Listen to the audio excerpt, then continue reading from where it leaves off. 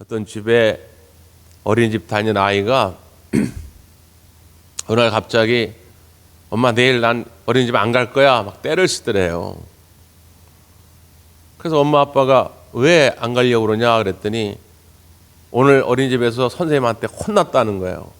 선생님한테 혼나기 싫어가지고 어린이집 안 가겠다는 거예요. 그 아빠가 이제 점잖게 타이르는 거죠. 아들 잘 들어봐. 선생님이 너를 혼낸 것은 너를 미워해서가 아니야. 선생님이 너를 너무 사랑하시기 때문에 네가 잘 되라고, 앞으로 훌륭한 사람 되라고 선생님이 혼내신 거야. 그러니까 선생님 말씀 잘 들어야 돼. 타이릅니다. 그거를 보고 있던 아내가 왠지 자기 남편이 듬직해 보이더라는 거예요. 자기는 그냥 어린이집 안 간다고 그러니까 화부터 났는데 점잖게 이제 이렇게 타일내는 걸 보니까 참 그 남편이 듬직해 보이더랍니다. 그런데 그 다음 이어진 말에 뒷목 잡고 쓰러질 뻔한 거예요. 뭐라고 이 남편이 그러냐면 아들 잘 들어봐라.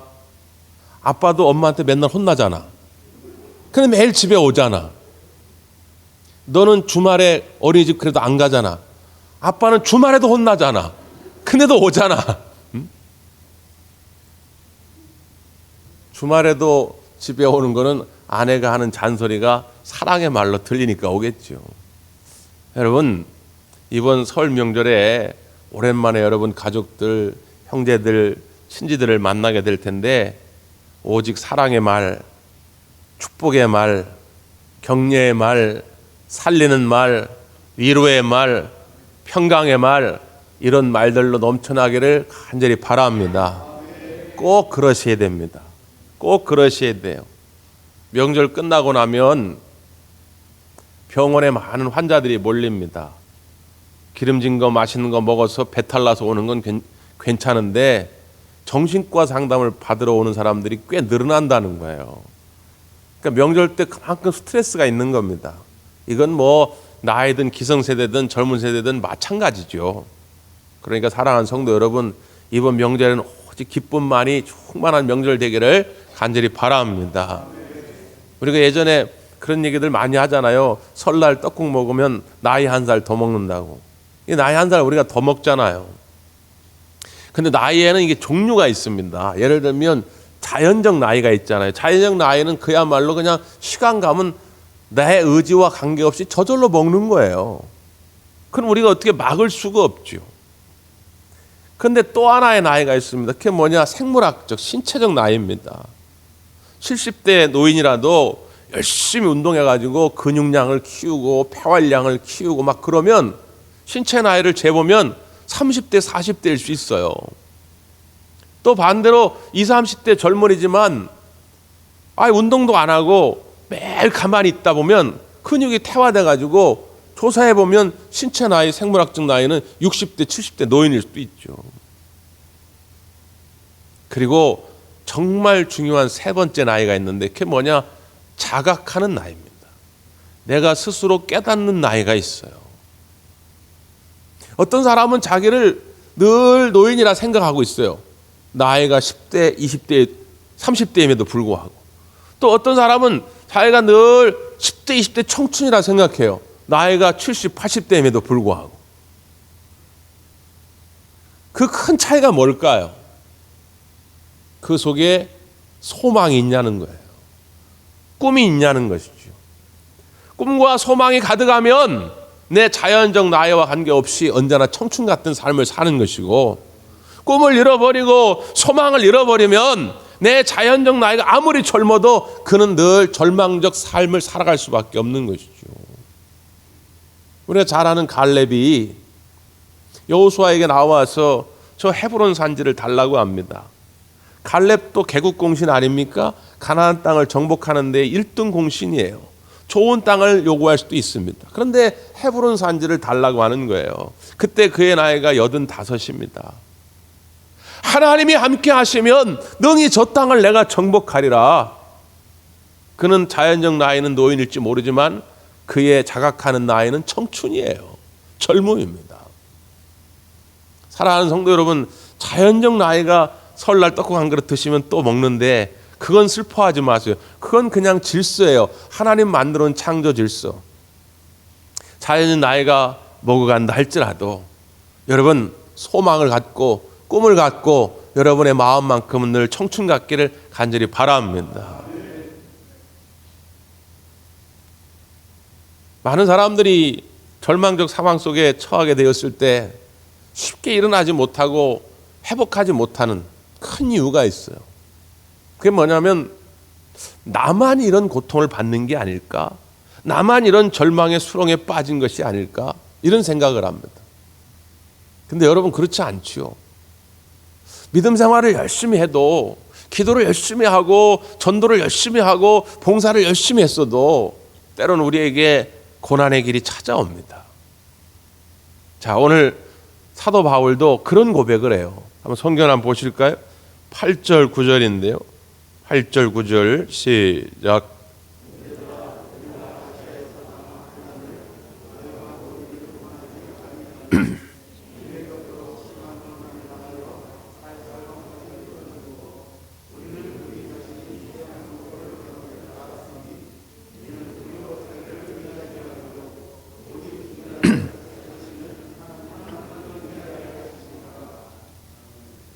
바울과 전도자 일행도 살 소망이 끊어졌다는 거예요. 사형 선고를 받은 것 같은 느낌이 들었다는 거예요. 뭐 때문에요? 뭐 도둑질을 했습니까? 뭐 살인을 했습니까? 뭐 사기를 친 겁니까? 바울과 전도자 일행이 오직 한 일은 뭐냐? 예수는 그리스도다. 예수님만이 우리의 구세주가 되신다. 이걸 전한 것뿐이에요. 그렇게 살았는데 살 소망이 끊어질 정도의 고통의 순간이 찾아온 것입니다. 누구에게나 찾아올 수 있어요. 2023년도 하나님께서 허락하신 정말 귀중한 한 해이지만 우리가 올해도 살아가다 보면 이런 순간이 찾아올 수 있어요. 내가 아무리 믿음 생활 열심히 한다고 했지만 이런 순간이 찾아올 수 있어요. 다른 건 뭐지요? 해석이 다른 거예요. 그 상황을 바라보는 관점이 다르다 그 말이에요. 오늘 바울은 아주 멋지게 그 상황을 해석해냅니다. 뭐라고 해석합니까? 자기를 의지하지 말고 오직 하나님만 의지하게 하려 하심이라 고백합니다. 이걸 거꾸로 이야기하면 뭐냐? 하나님만 믿고 의지할 수 있다면, 온전히 하나님만 붙잡을 수 있다면 우리의 소망의 불은 절대로 꺼지지 않는다는 거예요. 우리가 상황이 안 좋아져서 정말 살 소망이 끊어질 그럴 상황이 와서 난 도저히 소망의 불을 밝힐 수 없다라고 말은 하지만 그게 아니더라는 거예요. 더 자세히 들여다보면 하나님을 의지하는 그 믿음이 깨졌다는 거예요. 그러면 소망은 사라집니다. 그냥 절망만 넘쳐나는 거예요. 다윗은요, 수도 없이 그런 경험들을 하잖아요. 사울에게 쫓겨가지고 죽을 고비를 여러 번 넘기고 하나님의 은혜로 왕위에 올랐지만 아들이었던 압살롬이 반란을 일으켜서 아비인 자기를 내쫓습니다. 죽이려고 합니다. 얼마나 많은 어둠의 빛이, 어둠의 순간들이 자기에게 찾아온지 몰라요. 그런데 그 가운데 빛을 찾은 게 뭐냐면 하나님이에요. 하나님.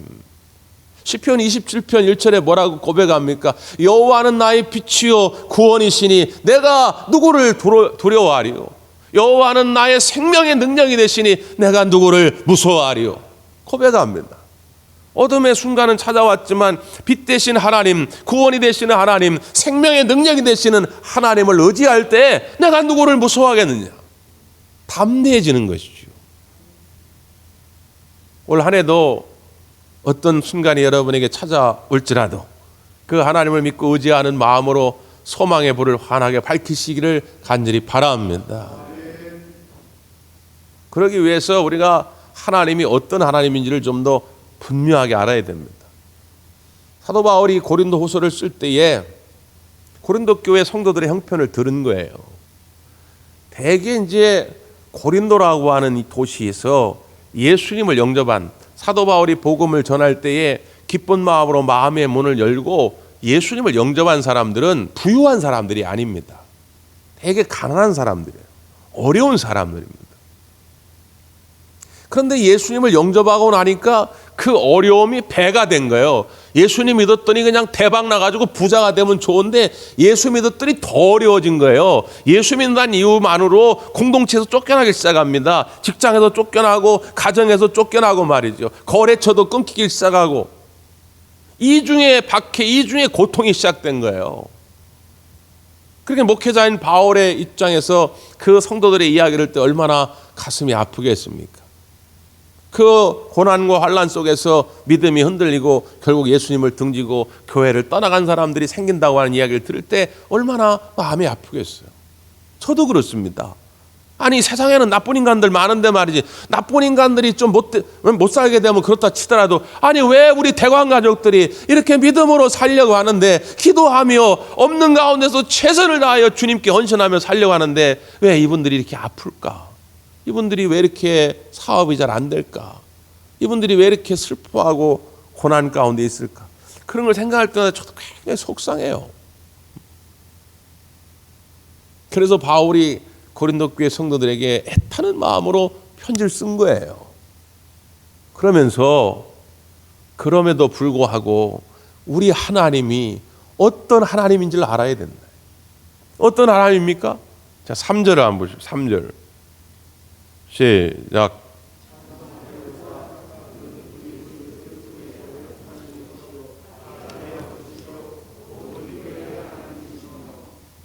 아멘.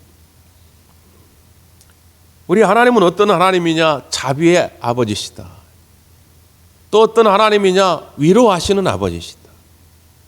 이게 하나님의 속성이다 그 말이에요. 하나님은 그냥 그 자체로 자비요 위로입니다.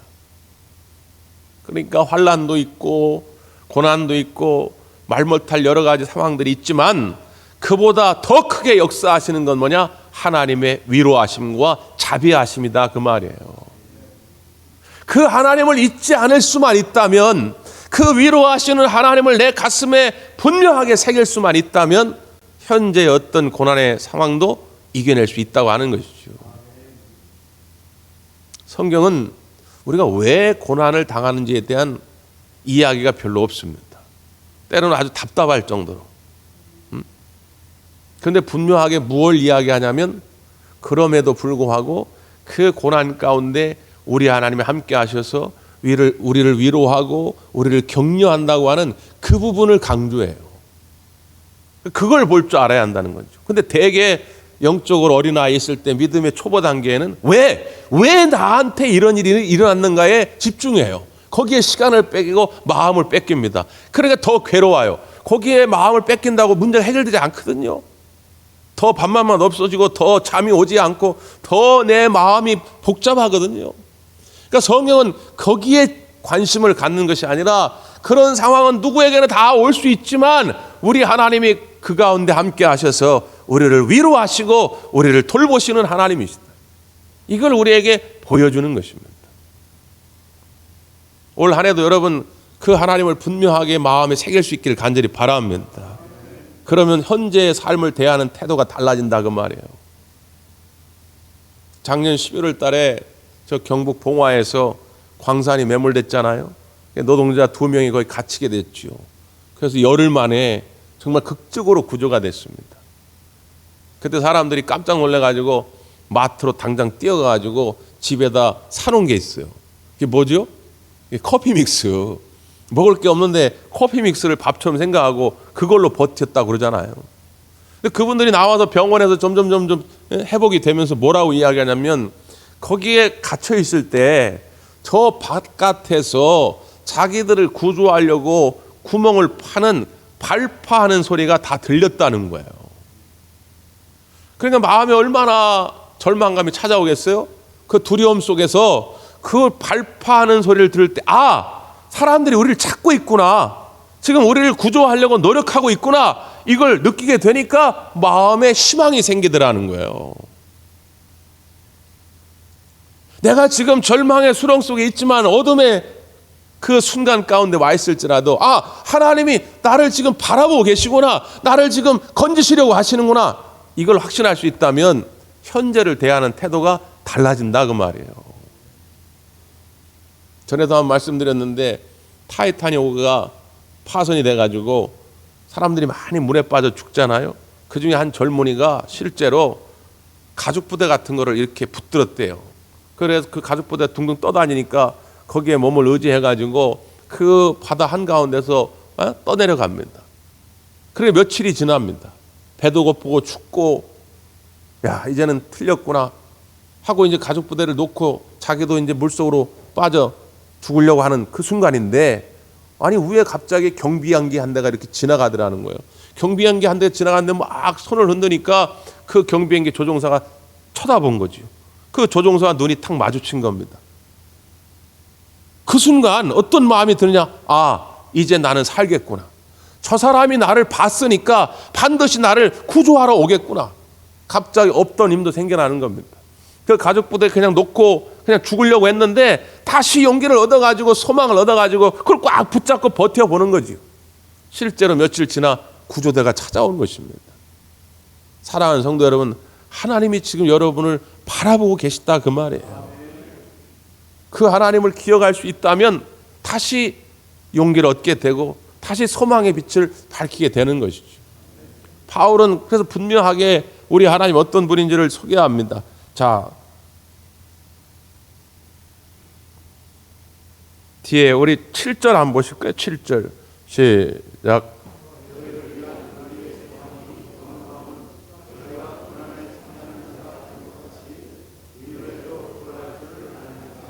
아멘. 내가 소망이 견고함은, 너희들이 그렇게 힘들고 어려운 상황을 보면서도 내 소망이 견고함은 하나님의 위로가 너희 가운데 함께 할 것을 내가 믿기 때문이라는 거예요. 그 하나님은 어떤 하나님이냐? 그 뒤에 10절도 이렇게 설명합니다. 그가 이같이 큰 사망에서 우리를 건지셨고 또 건지실 것이며 이후에도 건지시기를 그에게 바라노라. 하나님은 우리를 사망의 늪에서 건지신 분이다 그 말이에요. 그리고 앞으로도 그런 상황이 오면 반드시 건지실 거라는 거죠.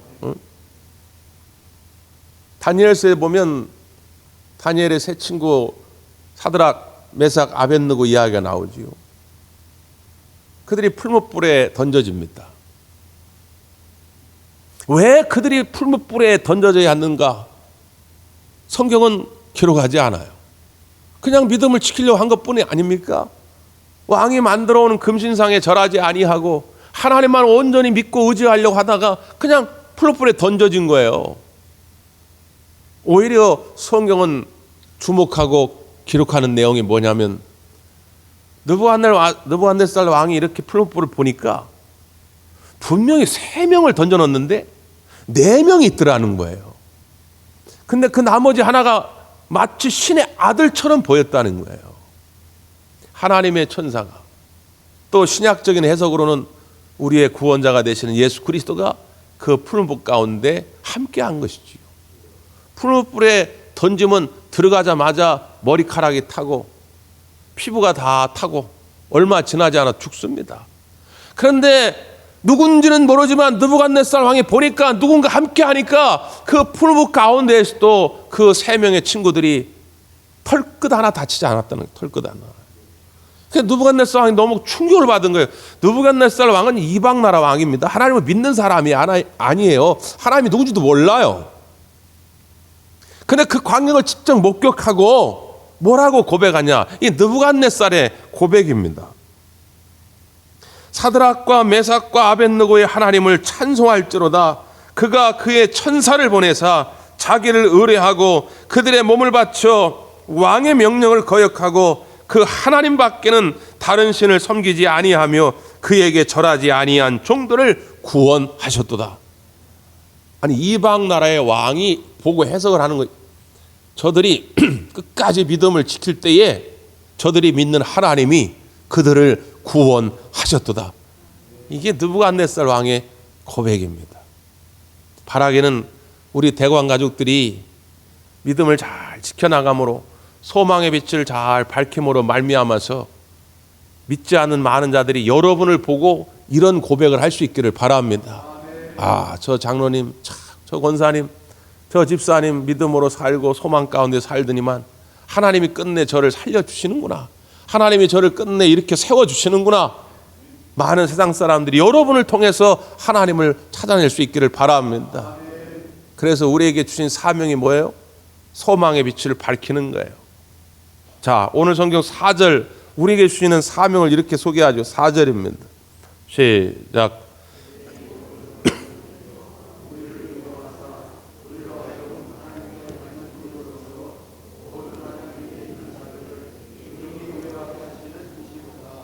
아멘. 우리의 모든 환난 중에서 우리를 위로하십니다. 이게 먼저 우리가 받아야 할 하나님의 은혜죠. 근데 여기서 끝나는 게 아니라 우리로 하여금 하나님께 받는 그 위로로서 우리로 하여금 하나님이 주시는 그 위로를 가지고 모든 환난 중에 있는 자들을 능히 위로하게 하시는 이로다. 여기까지가 그리스도인의 삶이라는 거예요. 하나님의 위로하심을 받는 것으로 끝나는 게 아니라 하나님의 위로하심을 받았으면 그럼 그렇지. 내가 이 사망의 늪에서 끝이 아니구나. 이 절망의 수렁에서 끝이 아니구나. 나는 다시 일어날 수 있구나. 하나님이 나를 건질 것이구나 하고 소망의 불을 밝혀가지고 이제는 다른 사람에게 내가 위로가 되어줘야 한다 그 말이에요. 응? 이번 설 명절에 여러분 가족과 친지들을 만나시거든 여러분을 통해서 그 사람들이 소망을 얻게 되기를 간절히 바랍니다. 우리의 말, 우리의 행동 하나가 어떤 이에게는 생명처럼 여겨질 수 있어요. 어떤 목사님이 등산을 하게 됐는데 한 3,000m 되는 큰 산이었대요. 한 중간쯤 올라갔는데 도저히 힘이 들어가지고 올라갈 수가 없더래요. 안 되나 보다. 나는 포기하고 내려가야 되겠다. 내려가려고 마음을 먹고 있는데 저 위에서 어떤 여자분이 산악 자전거를 타고 막 내려오더라는 거예요. 야, 여자도 저 높은 데를 자전거를 타고 올라갔다가 정상에서 자전거를 타고 내려오네.